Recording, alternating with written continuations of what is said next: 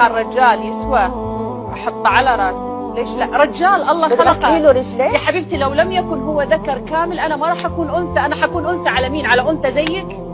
مش لازم اكون انثى على ذكر على رجال بحياتي. انه نغسل الانوثه اني اكون انثى وهو ذكر. طبعا الانوثه انا وعيت شفت امي، انا وعيت شفت امي تغسل رجول ابوي بالمي والملح كل ما يدخل البيت. طب هو بيغسل لها رجلها بالمي والملح؟ هو يقدرها بطريقه اخرى ارقى من كذا. هو موفر لها هو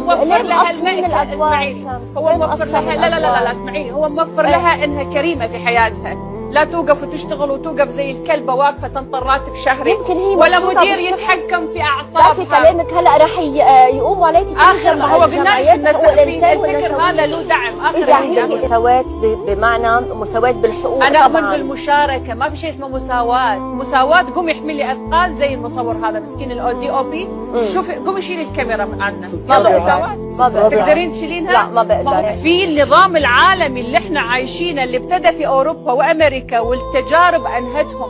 حياه برا الغرب عباره عن سنجل مام، كلهم عندهم اولاد وعندهم بنات وما عندهم ازواج، لدرجه ان حتى بالدي ان اي ما يعرفون منو ابوه. هذا الاستقلاليه احنا نتكلم اللي ابتدوها بالاول كبدايه كاغراء. كوني مستقله، كوني مقتدره، كوني